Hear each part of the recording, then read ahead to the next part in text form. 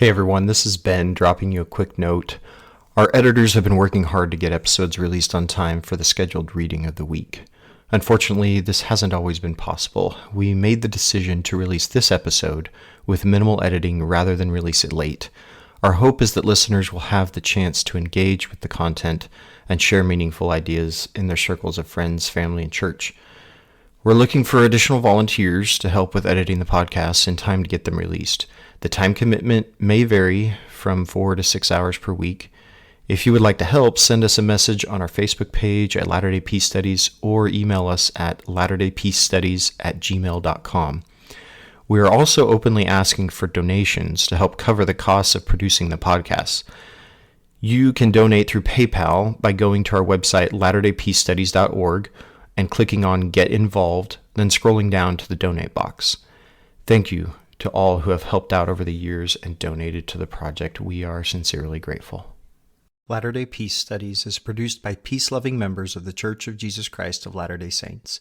Any views expressed herein are not to be taken as official positions of the Church or its authorities. Latter-day Peace Studies presents Come Follow Me. I'm Christopher Hurtado. And I'm Ben Peterson. Thank you for joining us as we discuss this week's reading of Come Follow Me as outlined by the Church of Jesus Christ of Latter-day Saints. Our hope is that as we discuss the Scriptures, we will come to a more perfect understanding through experiencing the atonement of Jesus Christ and find greater peace in our lives. Welcome back, everyone. We are talking about the book of 1 Samuel today. We talked a little bit about the beginning of this book in the last podcast after we finished the book of Ruth, but we spent so much time on Ruth that we felt like we could leave some of the things that might have been in that reading to this time. And they kind of fit appropriately to the overall flow of the story. What we're getting in 1 Samuel is the lead up to David becoming king. And so this is basically the history of how it is that David succeeds Saul. So the book starts off with the birth of Samuel, the prophet, and how that comes to be. We talked about Hannah last time. Samuel grows up to be a prophet. He's also called a judge. And so he is in some sense the last judge in Israel. And he's that transitionary character that is going to go from judges into the kings. At a certain point here, there's a bunch of things that happen that make the people more interested in monarchy as a government institution. And a lot of that has to do with the conflicts that are going on between them and their neighbors. So the people end up saying they want to have a king, and Saul is chosen. Now, there's some discussion here that we'll go into about what does it mean that Saul is chosen. You know, some of the text talks about it being God that chose Saul. Some of it talks about the people. And so there is a little bit of tension between these two perspectives in the text. Then, as Saul progresses within his monarchy, he loses favor with the Lord, and then, in a certain sense, with the people as well. The people start favoring David. And again, there's multiple reasons for this and reasons given in the text for why this is the case.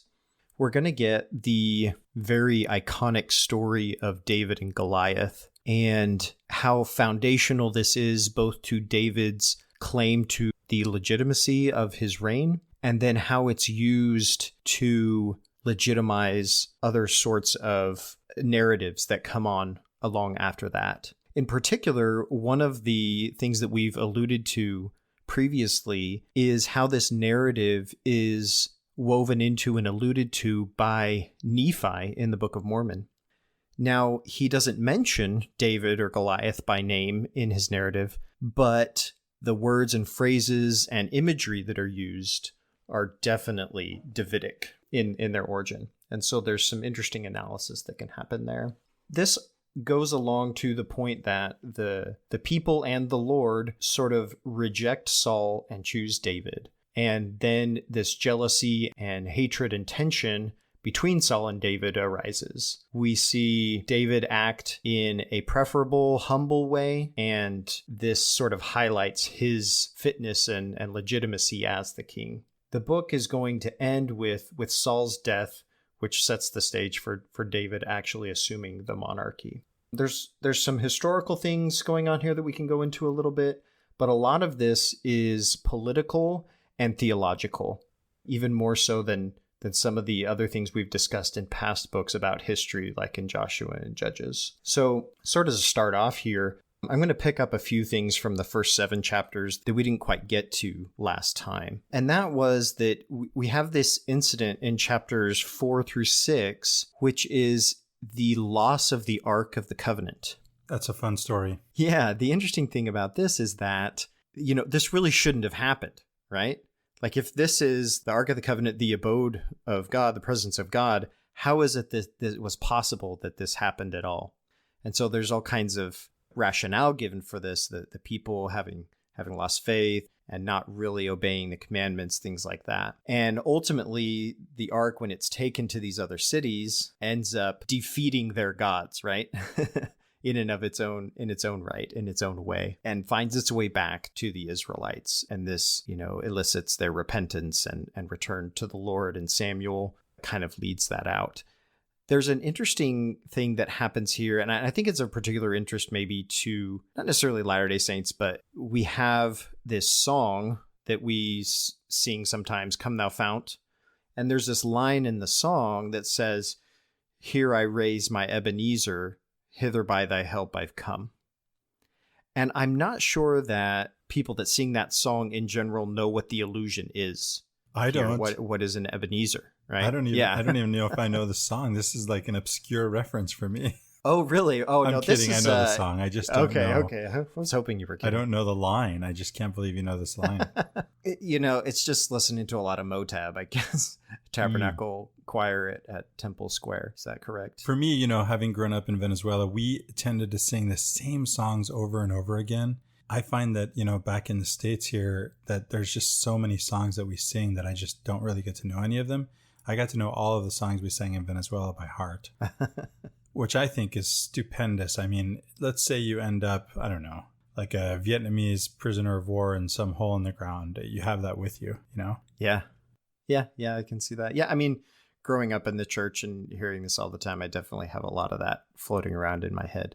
Oh, you've got primary songs. Right, exactly. I didn't get those. Not until I had kids. So this is an allusion to this scripture here. We've got chapter 7, verse 12, and Samuel raises an Ebenezer. This is the word stone of help. And this is a monument to the Lord for him giving them help thus far. He says, the song says, hither by thy help I've come. And the idea is, we have come this far with the help of the Lord. We can keep going. And so I thought I'd pick that out just because this is a phrase that we use in the song. That's a very popular song that we often don't. I think it's not well known what it's alluding to, what scripture it's alluding to. So right here, verse 12 of chapter 7 of 1 Samuel, this is what that song is alluding to. So tell us the hymn number so we can go to our hymnals and write this down, write down the reference. Oh, you're going to love this. It's actually not in the hymn book. It was pre-1985. They took it out. Wait, what's the point of mentioning this? Because it is still very commonly sung, and it's a popular tabernacle choir song, okay. and people will sing it in sacrament meeting and stuff like that, but it's not in our hymnal at the moment. I see. I don't know. They're working on a new hymnal. It's possible. That's right. It's supposed to change again. Yeah. Gone will be the nationalistic songs that don't belong there in the first place. No, I'm pretty sure. I'm pretty sure you're right, because it's going to be more international. Another interesting little tidbit here, and it actually comes out later in the book, and so I'm going to bring it up here, and we probably won't bring it up later, but there's a few times in 1 Samuel, and we see this in other books as well, where there is an altar built. And I say randomly because, Samuel builds an altar in Ramah, and then Saul builds an altar at another point to worship. And in Deuteronomy, this is explicitly condemned by Moses, right? Moses says you can't do this outside of Jerusalem or outside of the tabernacle. Those are the only altars that are supposed to be built. And so here we have this remnant, this little pieces that we get in these verses of a pre-Deuteronomist worship practice. Okay, remember we talked about going back to the episode on Deuteronomy, where in the 7th century BC, there were lots of religious reforms happening that changed the religious rites and what was acceptable and not. And that's when the book of Deuteronomy was compiled and written. And so the speech of Moses in that book goes back and revises, reforms earlier commandments to say, no, things have to be done in a particular way. Right. But here we have remnants of accounts where people are still building altars that are contrary to Deuteronomical, I don't know if I'm saying that right. Deuteronomical. Deuteronomical. That's good. There you go. Deuteronomical, imperatives. So yeah, this is a really good point, Ben, and it's important to keep in mind too that this is Deuteronomist history we're reading, right? History and scare quotes. Deuteronomist history we're reading. We can call it Deuteronomist history. It's their sacred history, right? So yes. We can call it history as long as we say if we can say Deuteronomical. Yeah, so that means that what the Deuteronomists are pushing as orthodox and what they're pointing out as unorthodox is actually not quite the case. Not yet. Yeah. Right? So that which they tell us is unorthodox that we see happening left and right is actually orthodox at the time. And they're writing this to make it unorthodox. This is the creation of orthodoxy and of course heresy at the same time. Yeah. This is notwithstanding 1 Samuel being considered a Deuteronomist historical text, but it's not purely Deuteronomist. There's at least 2 or 3 sources that we're looking at throughout this book, and we're going to get into those when we talk about, David and Goliath as well. Yeah, that's a really good point. You're still in the first 7 chapters, right? I am. I'm about to get to chapter 8. Because I want to mention something from chapter 12 real quick, because you mentioned the altar. Gideon, chapter 12. I think one of the main points, because sometimes you ask yourself, you read these stories and you think, why this story? What's the point of this story, right? Why has this come down to me? Why is this sitting here in front of me? And so sometimes the scholars can be helpful. And one of the things that's pointed out in my study Bible is that one of the main reasons to include the story of Gideon is because of the altar that was built. So don't miss those details, especially in this context. Are you talking about chapter 12 of Judges? Is it chapter 12 of Judges? Well, if you're talking about Gideon. Oh, yes, I'm sorry. That's what I meant, yeah. We're here talking about, we're not talking about Judges, but I am. That's fine. You can bring up Judges. Mm-hmm. I mean, this is an overarching point. This is another example, right? For many of these books. Yeah. It showed up a couple times in this book. So I thought, hey, this is another good time to bring this up. This altar thing is just, it's a red flag right in the middle of everything that says, hey, something's not quite congruous here. Yeah, so there you go. So case in point, right? The example I brought up, not even from this week's reading, but it just illustrates the point. Yeah. So, talking about sources, here, the Deuteronomist sources, in 1 Samuel, their general attitude is going to be suspicious of the establishment of monarchy. And that's what we get out of chapter 8. Okay, chapter 8 is this great discourse narrative about the risks of monarchy. Yeah. And on top of that, it's this theological treatise also on how the Lord deals with his people, which is quite profound. And we have for many years in podcasting, Shiloh and I have used this principle that we've deemed the Samuel principle. Maybe we didn't deem it that, we just took it up from somebody, which basically the idea here is that just because the Lord gives his people a particular standard does not imply that standard is the celestial standard or the highest standard or the standard of Zion. The Lord can give his people a law or a standard that is less than the ideal. And then the people can take that standard and deem it, oh, this is from God, this must be God's will. But chapter 8 explains, actually, ideally, God would have you do it this way, but because you are not prepared or not willing to do it that way, there's this other way. Yeah, I'm so glad you mentioned that. I talked to Shiloh today. He was driving back from Logan, Utah, from the Mormon History Association conference. Oh, yeah. I told him we're covering Samuel tonight, and he said, "Oh, the Samuel principle." And he said there was something else I didn't hear back from him. I told him when he got home he should check his scriptures. He said there was something there's a cross-reference that he has written down. I'll have to see if I can get that in time for study group.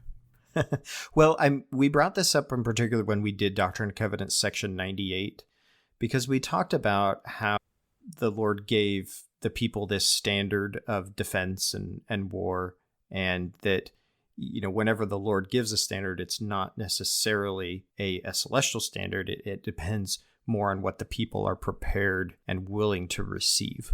Yeah, this is something that I personally learned from Shiloh, the idea that, he helped me to see that in the Book of Mormon, not a celestial standard in the behavior of the great men, undoubtedly, that they were, but not celestial, right? Yeah.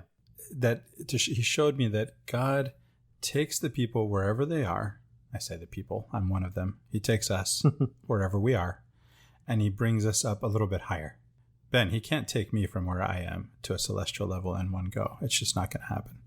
Right? That takes a lot of pounds of thrust, He's going to take me just a little bit higher than where I am. Yeah, the next step. Yeah, and it's not like he doesn't have the pounds of thrust. It's just I can't handle it. I wouldn't be able to handle the G's, right? Yeah, so chapter 8 is largely Deuteronomist in nature in the way that it approaches monarchy and the theology of this. And some of that can be seen in the warnings that it gives about what the monarchy will do, because the Deuteronomists were very critical of the way that the monarchy was doing things. And especially post-exile, this is sort of written back into the history and the texts as reasons why they lost it, right? The reasons why Israel was taken into bondage and into exile. Meaning you're going to say that all these things they said in this book will happen if you have a king. Yes. They've actually already happened, and that's why they're writing this back this way, right? Correct. Yeah. And then we see that right away in some ways with Saul. We see some of this already happening. Oh, yeah. There is a book called Fight by Preston Sprinkle that brings up some of these topics. He goes into the Israelite tradition of government and warfare and how it was pre-monarchical times, and that it was more militia and volunteer-based, no taxation. But then as they moved into the monarchy, you had more and more centralization of this power. You had conscription. Saul forms a professional army, not the volunteer militia anymore. And so there's this progression in that direction away from the way that they, had operated before. And so, not to get too much into that, but that would be, a good source for people to take a look at as a primer in how this sort of historically and also theologically developed within the text of the people moving in this direction away from a more primitive idea of organizing militarily. You brought up the taxation thing, and, we're not going to revert to our hashtag taxation is theft, anarchist, libertarian anarchist, whatever days. But so we won't spend too much time on this, but it did occur to me in reading this that this doesn't just apply to monarchy, right? This is really, it's something that applies in modern nation states today too, right? It's really the taxation, right? It's the idea that the king is going to take from you and give to his friends. And of course there's defense, and we know how big the budget is for that in the United States. It's bigger than all the other countries of the world combined, and bigger than anything else we spend on, despite the fact that people don't have drinking water. And it's not even, it doesn't even take just, even a small percentage of that budget to make sure that everybody has clean drinking water in the world. But, it's something that I think applies across the board when there's that kind of taxation. We haven't even gotten to Solomon yet. You mentioned Saul. I mean, where are we going with this? You're talking about a coming king who's going to build monuments to himself that he claims are to God on the backs of slaves. And he's going to be an arms dealer, right? He's going to deal in the F-16s of the day, which are chariots, buying and selling them. Iron chariots. Yeah, this is where the Israelites lose the plot, as Rob Bell puts it in his book, Jesus Wants to Save Christians, right? That he brings this point out, that here God saved you from being slaves in Egypt, building monuments to empire. and now you're going to be an empire and have slaves and build monuments to empire? What's going on? Yeah. So wrong son of David, no Solomon, right? Now we're looking for Jesus at this point. Yeah. So there's conflicting attitudes towards monarchy. You brought up, Christopher, that it's not, like, even politically, it's not so much about monarchy itself being inherently evil. Even in chapter 8, it's more about the attitude that the people are displaying, that it's a demonstration of their lack of faith in the Lord to be their protector. And this is why it becomes so important in some of the later accounts, particularly about David, because what it goes and does is show that David does depend on the Lord for protection, not on his own strength. That's why everything happens the way it does with Goliath. And that's why when David goes and he has the 2 chances to kill Saul, which may have been just 2 different accounts, right? But he has these chances to kill Saul, and he doesn't, because he says, no, this is the Lord's anointed, and I'm not going to take that vengeance, right? And so there's all of these examples in here of how David is supposedly that ideal ruler, despite the skepticism towards monarchy of the Deuteronomist tradition. David is seen as, well, yes, that may be true, but David is a good king. So it's okay because David is a good king. So a lot of this is, you might call it David propaganda, but sure, for better or for worse, it is showing the character of David as the legitimate God-ordained ruler, the actual Messiah, the one who is anointed by God through Samuel to be the king. I think it's worth raising a question and answering it, and that is, why do the Deuteronomists have a problem with monarchy? And what would they prefer, really, is the question. And the answer is they're priests, and they would prefer priestly rule. That's what this is about. Yeah. So there are also in this account is the talk about sort of the loss of the priestly rule. And the idea here is that people say many times, hey, your sons don't follow after you. So they're talking to Samuel and they're saying, your sons aren't righteous. They're not following in your ways, implying that there is some sort of heredity to this succession. And this came up with Eli before Samuel, right? Is that his sons were wicked, and so they couldn't follow them. And so God had to raise up another prophet. And then the people say, well, Samuel, your sons are wicked. We can't follow after them. The idea before this wasn't that there was heredity involved with the judges in succession, but it starts becoming the case with Eli and Samuel. And so it could be that, sort of the Deuteronomist tradition is saying, hey, we need to go back to priestly prophetic rule, but it needs to maybe or maybe not necessarily be, based on heredity. So is there maybe a third source, Ben? And what would be that point of view? So there could be a third view here, and it's sort of a nuance, I would say, to the view of monarchy. The nuance would be something like, yes, God chose Saul and David to be kings, but the real reason that they became king was because of their own personal virtues. Saul has great stature. He's a great leader. He has great military prowess. David, sort of in contrast to that, in some ways, is more humble than Saul. He's not so great in stature, but he still has that military prowess. There could be some nuance to that there that might be a little bit more of a between the lines historical recounting of the fact that, well, these people became kings because of their military success. And that is sort of the historical way that these things happen. You have a leader or a general that is so successful militarily that the people anoint them king or proclaim them king. I'm thinking Julius Caesar, right? So yeah, that shows us that God chose him. Exactly. So it's kind of a nuance on that. Yeah. So then if I'm reading 1 Samuel, which I did, and I feel like, wait a minute, it's not just contradictions. I got this sense of anxiety reading it. I'm like, what is going on here? This text, Who am I supposed to believe? Yeah. It's no wonder, right? If you have, these are competing narratives. They're contradictory, competing narratives. And so it's no wonder. And then, of course, the other thing that's confusing, if not disconcerting, is here we go again with Baal and Astarte, right? Mm-hmm. Again, are they there or are they not there? Are they gone or are they not gone? And the answer is they're there. They're not gone. And this is still happening. That could be from a priestly source in particular that's pointing those things out, as pointing at that, hey, you didn't worship in the right way. And so that's why all of this stuff happened. Yeah. So we have a lot of rivalry going on between, I'm skipping over Goliath to see how far into this you want to go, because I know we're going to spend some time on David and Goliath. So after that, we have a lot of Saul and David in competition, if not in contradiction again. What do you want to do with the rest of the chapter, the book, sorry?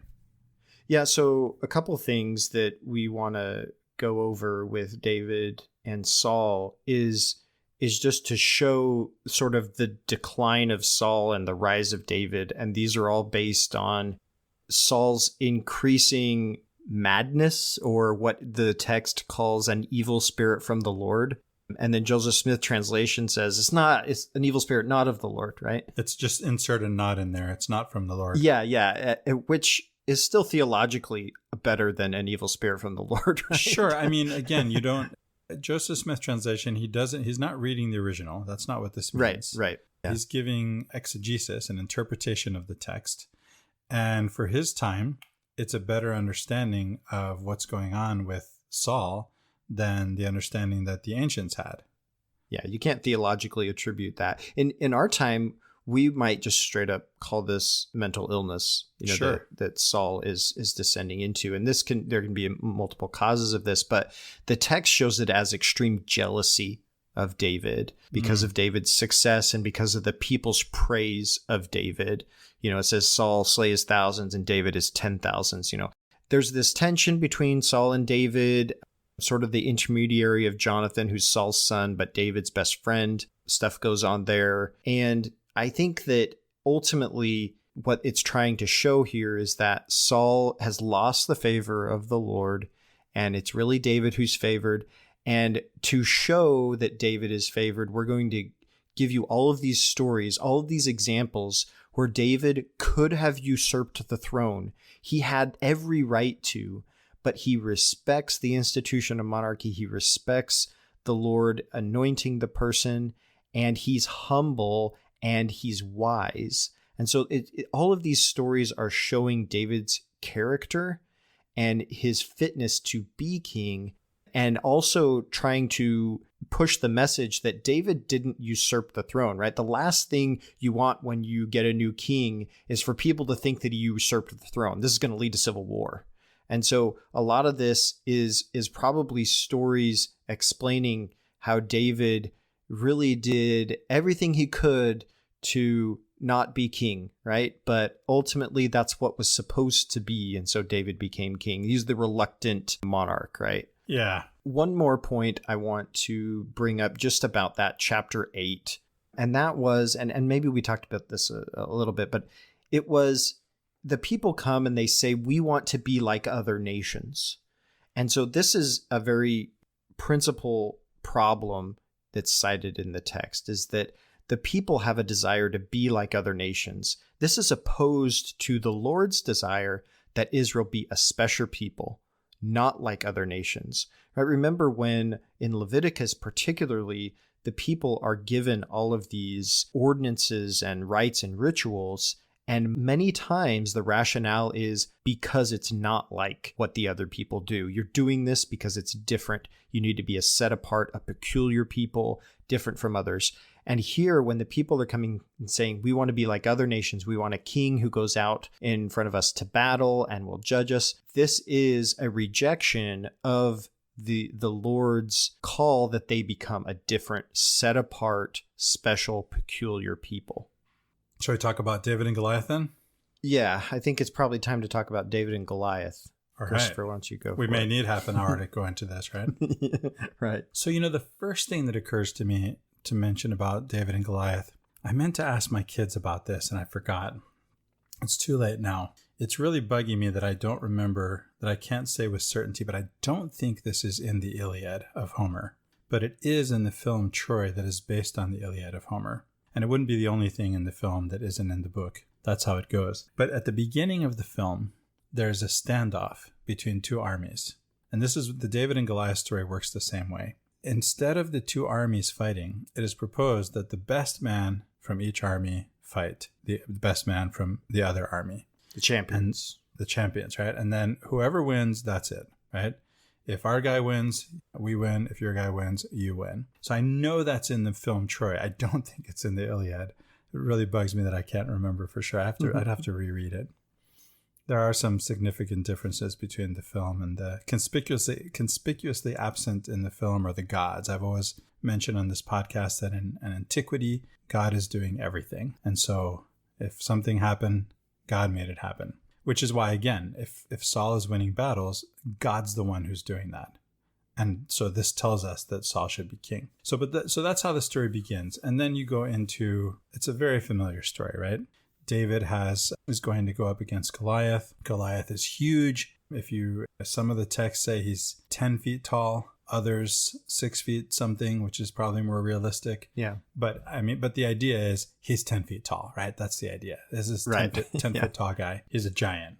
And David's going to go up against him, and he's got this giant sword, and we hear all about his armor and what it covers. It's interesting, again, back at the beginning of this year, when we talked about all kinds of things about the Bible in the introductory podcast that we did.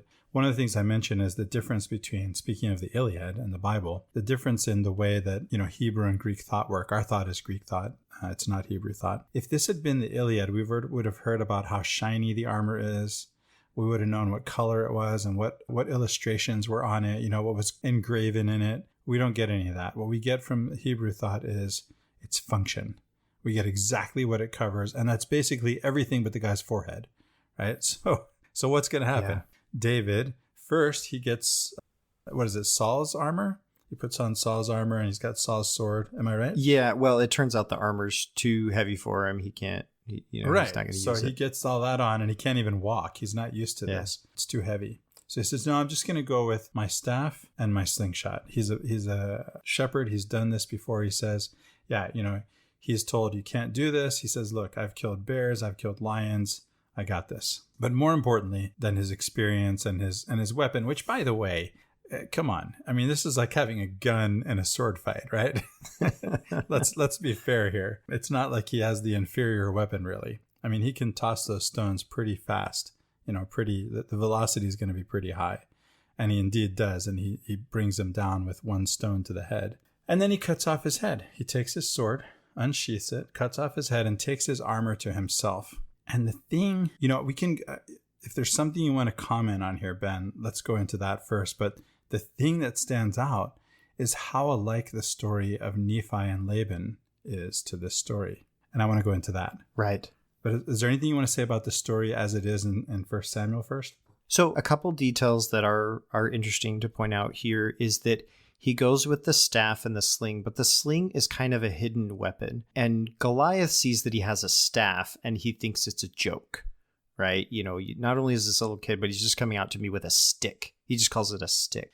And he doesn't know that David has this sling or that, he's any good with it in any case. And so there's that. Now, you're going to go into how there's two different accounts going on here that talk about David taking on Goliath. And they're woven together as they do in this. But one of them kind of implies that he's killed with the sling. And the other implies that, no, he's just knocked down and he actually kills him with the sword when he chops off his head. Right. But in either case, he has to use Goliath's sword to do it. Right. And this is where Nephi kind of comes in. He does with Goliath's sword. And not only that, he takes the sword afterwards. And then this sword comes up later in the story. And so this sword is important. Now, one of the reasons this sword is important, and again, you might get into this with the Nephi stuff, is that historically speaking, we're well into the Iron Age. Okay. Remember, like when they're coming into the land, this is the end of the Bronze Age. The invasion of the Sea Peoples marks the end of the Bronze Age. We're moving into the Iron Age. And the Philistines were actually a formidable enemy because they controlled the metalworking, blacksmithing for lack of a better term, of the area, the iron. And so they had better weapons. Now, the Israelites could get these weapons sometimes, but they didn't all have direct access to them. It was the Philistines that had the metalworking industry. And so Goliath's sword would have been a superior sword, most likely, to anything that David would have gotten. So it makes sense that he would have taken that and kept it because it's very valuable. Now, that speaks to Nephi's story as well. It does. It really does. So there's an article from RSC. I think it's called Nephi and Goliath, isn't it? I want to go into some of that. So, but before we do that, let's go into this thing that you mentioned, that there are two different stories, two different versions of the familiar story. When I say the familiar story, that's chapter 17. And this is one of those instances where, just when you think you're a good reader, right? Yeah. This keeps happening to me. And I spend a lot of time working on being a good reader. And I take that very, very seriously. And I especially have to do that when it comes to this podcast. And so thankfully, there are better readers than me and you, Ben. And they've spent more time with this text. I can't imagine I won't be spending more time with it myself. As I've come to know it better, I've come to love it more. So the first version of the story, it's kind of interesting how these are woven. You say they're woven together. A lot of times they're woven together there is a back and forth to this, but it's interesting how this works because the first version is from verse 1 through 11, and then it skips and it's 32 through 54. And then the second version is verses 12 through 31, then it skips to 55 through 58. And when you say first and second, are you also implying that one is older than the other, like an older account? Yes, that's a really good question. Okay. That's a really good question. The second account was added so late that it is completely missing from the oldest Greek manuscripts. Oh, wow. Yeah. So there's going to be an implication there too with the Nephi and Laban story. We can come back to that. Okay, so let's look at this Nephi and Laban thing. So in the article from RSC, it's a great article for going into sort of, some rhetoric, some literary allusions, exegesis. You can learn a lot from this article. I recommend listeners download it and read it. Again, it's Nephi and Goliath. And in the article, Nephi and Goliath, we find out first what allusion is. And so I thought we'd go into that a little bit. So what is an allusion? So you're reading text A, and text A makes some kind of reference to another text B. And so the question is Nephi, in telling the story of the killing of Laban, alluding to the story of David and Goliath? How would we know this? How would we find out? We have to look for evidences. These are ancient memes. That's right. You're quoting that common movie or TV show, and when you say it, everybody knows what you're talking about. They get the reference. Exactly. But if you don't know it, you're kind of like looking around like, everybody's laughing. I don't know why you're laughing. Yeah, and you're missing the point, right? This is important because if we want to read the text correctly and there's an allusion in it, a literary allusion, and this is an intentional rhetorical move on the part of the author, then we're missing authorial intent in reading it and missing the allusion, right? So that's going to be important. So what are the evidences we can look for? First, quotes. You mentioned quotes, Ben. Quotes are going to be unlikely because why? Well, we have translation differences. We have textual transmission problems. We have the different versions of the text. There's all these different reasons why we're probably not going to see direct quotes. Skipping ahead to the last one, there could just be wording that's similar. That's going to be so the first one, the quotes, is going to be unlikely. Wording is going to be the weakest evidence. Why? Well, look, Joseph Smith got it for this.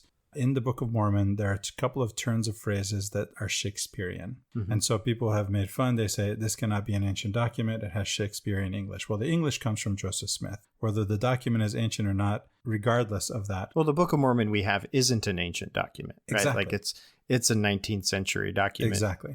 So that's the point, right? That's Joseph Smith's English. So anyone who read Shakespeare can have Shakespeare show up in their language. And so that's going to be weaker evidence. That's when you have two or three words that are the same, not exact quote. So what are the other evidences we can look for? The two strongest. Number one, and the strongest is going to be structural parallelisms. If the texts have the same events in the same order, that's really good evidence for an allusion, a literary allusion. And secondly, thematic parallelism. So if the themes are parallel, when I say thematic, the themes I'm talking about, yes, they're in this story, but they sort of touch outside to the wider story of the Book of Mormon or the wider story of the Bible, as it were, which is something that, again, I'm always bringing up on the podcast that we should keep in mind is what's the big picture here? Why are we reading this story? It's easy to get lost in the trees and lose the forest for the trees, right? So let's look at these two stories and see how they are similar. Ben, you know the story from the Book of Mormon. We can go step by step, side by side here. Yeah, I mean, that might be helpful. Let's go through this first, okay? The first thing. Yeah. In the beginning, we get from the story of the Bible, when Saul and all Israel heard the words of the Philistine, they were dismayed and greatly afraid. Okay, so everybody's afraid of this guy. Laman and Lemuel again began to murmur, the Book of Mormon reads, saying, how is it possible that the Lord will deliver Laban into our hands? Behold, he is a mighty man, and he can command 50, yea, even he can slay 50. Then why not us? So we get introduced to the antagonist, which is either Goliath or Laban. And then we get how other people react to him. They're afraid. And then we get the protagonist. We get introduced to the protagonist, which is going to be David or Nephi, as the case may be. And they're not afraid. Why? Because they have past experience of being delivered by the Lord. And they fully expect that they will be delivered by the Lord in this case. And so they're willing to go up against either David or Goliath or Laban. So both of these protagonists cite miracles as the basis for their faith. Right? David has the examples from his own life, and Nephi cites one from the history of Israel, and then one from his own life. And then they conclude, just as God performed those miracles, he's going to deliver us from our antagonist today. And so these are really close thematic parallels in both accounts. And then we also get a series of verbal parallels. Phrases in the Old Testament account are, the Lord that delivered me, and he will deliver me, are close to Nephi's, the Lord is able to deliver us. Then there's a second thematic parallel. David says, thy servant slew both the lion and the bear, and the uncircumcised Philistine shall be as one of them. So this is a prophetic suggestion that what happened to the lion and the bear is also going to happen to Goliath. In Nephi's account, in parallel fashion, he speaks of a similar fate that's awaiting Laban. He says, the Lord is able to deliver us even as our father. So this is beforehand, right? Before going into the battle. The Lord is able to deliver us even as our fathers, and to destroy Laban even as the Egyptians. So what's interesting about this Book of Mormon phrase is that it actually foreshadows Laban's death, right? So Nephi has already determined that Laban will be destroyed as the Egyptians. So this is a lot more explicit than the reference to Laban's death that's given earlier by the angel in 1 Nephi 3:29. So the point is clear, right? Just as in the historical Exodus, Nephi's point is God will help fight our battles for us. The parting of the sea that he mentions is important too, because it shows that God is destroying the enemies while they're leaving for the promised land. So again, this is Nephi and his family leaving the promised land. This is their own exodus. And the exodus is a very prominent theme in this story. It's how Laban and Lemuel even go with him. It's like, hey, if God could do this for us in Egypt, he can do this thing for us now, right? And they say, oh, okay, and then they're willing to go.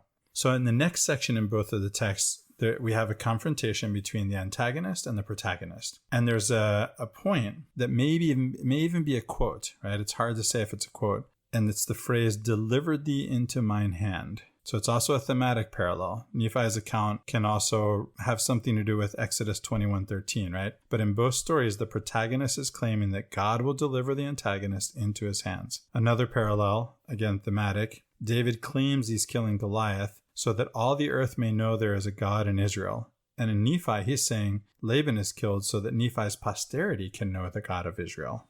Right? The whole idea that it's better than one man should perish, than a nation dwindle and perish in unbelief. So both of these stories then, they end with the death of the antagonist and then the subsequent removal and keeping of the armor, not to mention the beheading, right? Yeah. And the sword goes away with the victor, the sword of the vanquished, and the armor. And so there's these thematic parallels that are really strong, and then there are verbal parallels that are really strong too. Like David ran and stood upon the Philistine and took his sword and drew it out of the sheath thereof and slew him and cut off his head therewith. Whereas Nephi writes, beheld his sword, and I drew it forth from the sheath thereof, and took Laban by the hair of the head, and I smote off his head with his own sword. I mean, very, very close, right? Right. So the protagonist takes a sword from the antagonist, who's incapacitated, as in both cases, at least in one version of the story, right?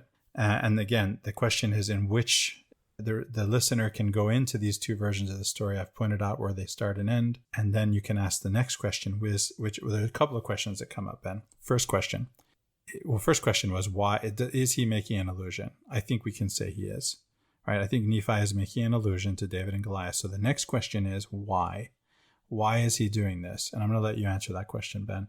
And then the third question would be, if he's alluding to a David and Goliath story, I say a David and Goliath story, which one is it? Is it the early one or the later one? If it would be the later one, it would be a problem for his source being the brass plates as we understand it, right? If it's the earlier one, then it's altogether possible that there is such a source and that it would contain that story. So why is he doing this, Ben? Well, so one of the assertions we've made about why Nephi is doing this, and others have as well, is that Nephi is trying to establish his legitimacy of rule. So this story is put in for Samuel. One of the main reasons we have this story about David is as a way of legitimizing his kingship, saying he is fit to be king because look at what he accomplished. Now, Ben, when I said this that this is what Nephi was doing to my father-in-law, he said, Nephi was not a king. And I said, are you kidding me? Every king after him was named Nephi because he was the king. And it's interesting because it does say early in this text, you're right? Nephi is establishing his telling the story the way he tells it. He's establishing his legitimacy as a king. And we are told that he's, that an angel says that he'll be ruler over his brothers and all this, but it's not actually explicitly said that he's a king, right? He is. And yet you can see how, my father-in-law may not have caught that. I mean, there's so many things we miss when we just read through these texts the way we've been accustomed to reading them. It takes close reading, careful reading to catch some of these things. And then some of them, honestly, I'm not a competent enough reader myself. By the way, literary illusion works on the competent reader. You kind of alluded to this yourself earlier, Ben, but this only works if you know the text being alluded to. Mm-hmm. And so what it does is, if you do know the text, then when that text is alluded to, it comes up in your mind and works on your mind while you're reading the text that's making the allusion, such that the alluded to text interprets or helps interpret the alluding text, the one that's making the allusion. I should say it's also possible Nephi wasn't fully conscious of the way that he was telling the story, of the allusions he was making. It's very possible that this genre and structure of the story was so common to his culture and time that that's just how you told the story. And so he may not have been 100% conscious of what he was doing. Now, he could also have been completely conscious of what he was doing. And so the intention here, whether he was conscious of it or not, the intention can still be the same, right? The intention here is to give a narrative, I believe. Yes. Nephi's intention was to relay a narrative to his people that he is capable of protecting them. And he has the sword to do it with. I mean, he talks about how he has Laban's sword and they make swords after its manner, right, in order to contend with their brethren. And then later when Jacob comes and speaks to the people, he says, my brother Nephi, to whom you look as a protector, right? Well, this is the whole thing with messianic kingship, is that they're the protector of the people. That was Saul, that's now David. He's seen as the protector, the champion of the people. And so for Nephi to put forth this narrative, he is casting himself as the, for lack of a better term, quote unquote, Nephite David. He is the prototypical king for the Nephites. Now, he doesn't want to call himself a king. He tells his people, you shouldn't have kings.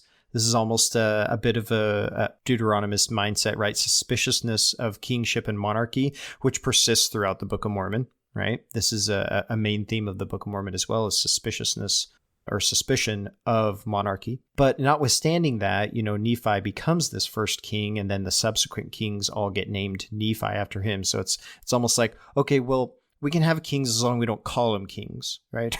We'll just call them Nephis. They end up calling them kings later anyway. It's like, we can have kings as long as we call them presidents, Christopher. Sure. Why not? And again, yeah, and they can tax us, and they can do all the things on the list that a king will do, that the Deuteronomists want us to worry about, right? As long as they're not a king, right? Yeah. So the other way that we've looked at this story and intention of Nephi from a Latter-day Peace Studies nonviolent hermeneutic is to say, if Nephi's intention and purpose in writing this account, and bear in mind that he's writing this account that we see in First Nephi many years later. Okay, this is not too far from his death. Nephi is writing this account. He's an old man when he's writing this. And he's seeking to go back and revisit these events with a particular narrative and purpose in mind. And that purpose is this: to legitimize his kingship and his trust with the people. And so we can take this from a perspective of saying Nephi is telling a story and he has a particular purpose. And the purpose in him telling that story is not to relay the facts. Okay. His purpose in telling that story is to weave a particular narrative and trust of the people. And so we could even look at the story that Nephi is telling in First Nephi and say it didn't actually happen that way. So this has been taken along with some other sorts of approaches to this difficult story that we have of the Lord commanding Nephi to slay Laban. And so one of the ways that, again, we've approached this is by saying, look, all we have is an account of Nephi saying that's the case. And there's all kinds of motives at play here, particularly Nephi's motive of legitimizing himself in the eyes of the people. And that's not necessarily a deceptive intention, or we might look at that as like a power hungry thing. You know, there could be like a legitimate political reason that Nephi needs to do this. But the fact remains that it's not a foregone conclusion that things actually went down like Nephi says they went down, because he has motives for not telling it necessarily the way it happened, but rather telling it this way. Well, Ben, since we're not shying away from courting controversy, I wasn't going to mention the other article, but you bring up a good point. So whether or not Nephi actually killed Laban, now I'm going to raise that question. Yeah. Because this is a difficult question to deal with, especially from a nonviolent standpoint. And it shows up right at the beginning. So it's something we have to confront. So whether or not Nephi killed Laban, he's telling this story, as you've pointed out,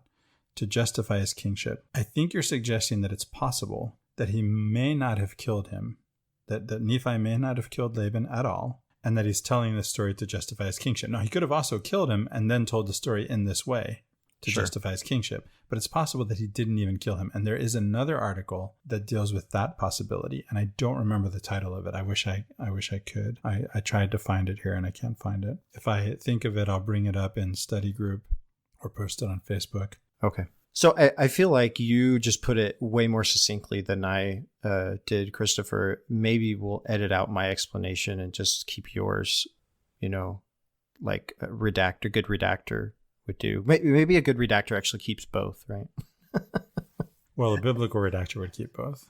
Lest there be some, some nuance that's missed. I mean, we can't really know which of the versions of the story is true. Is it Ben's or Chris's? So let's just put them both in there. Let people decide for themselves, or let them not even notice. Let them read a study Bible someday and find out that there are two versions of the story of David and Goliath in chapter 17. Sure. And they thought it was one story. There were just a couple more points here in 1 Samuel that I think warrant a bit of attention. One are the two accounts of David sparing Saul's life.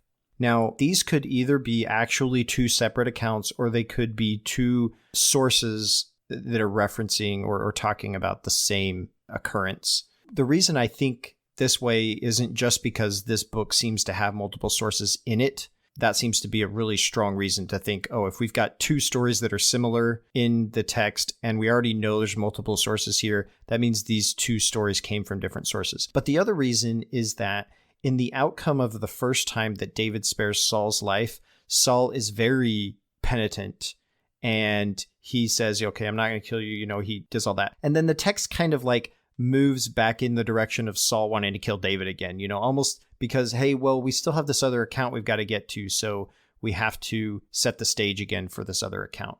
And so that's why I think that really we might be talking about a single instance here, maybe two. But in the second account, David spares his life again. And these are examples of David not only his mercy, generosity, but also his respect for the institution of the monarchy. The last thing David wants to do is demonstrate to the people that, if the king's trying to kill you, it's okay to kill the king, right? Like, David doesn't want to set that precedent by any means. Yeah. The other thing in this book that I've always liked is the story of Abigail. I've had this explained before in a Christological sense. And so if you read through chapter 25, this is the story of Abigail coming to David to essentially plead the case of her husband, because David gets angry and is going to go kill everybody, right? And Abigail comes out with a gift and pleads the case of her husband and says, let the iniquity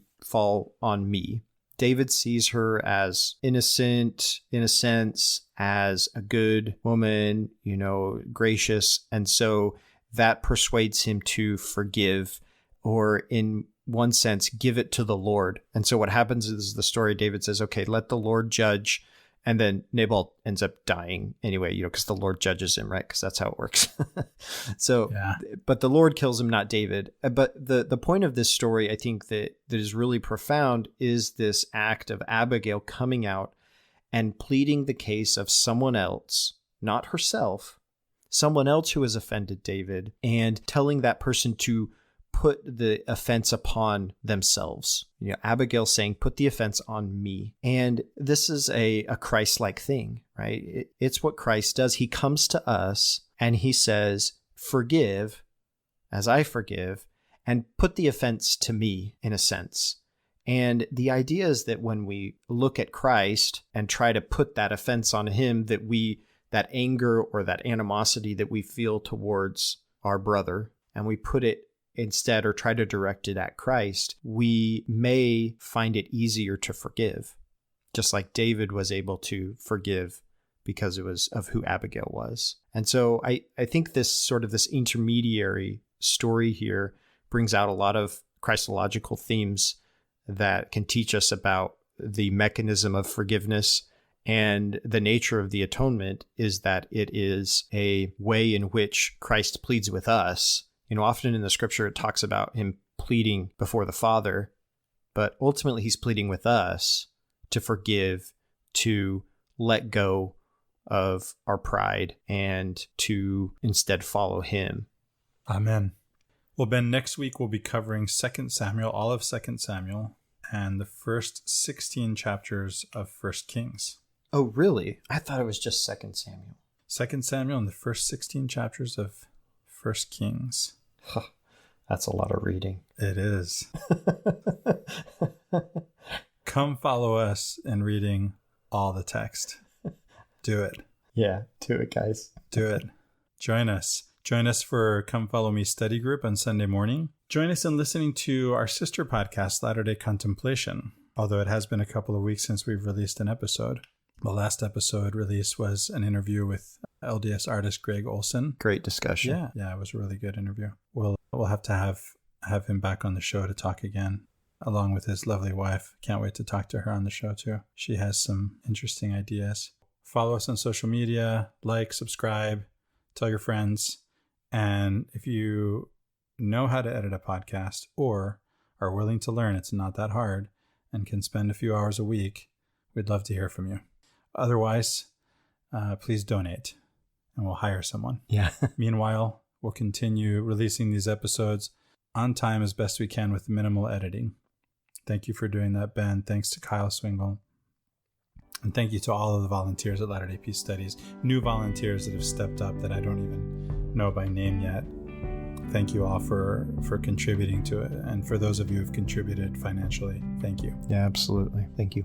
For Latter-day Peace Studies, I'm Christopher Hurtado. And I'm Ben Peterson. See you next week.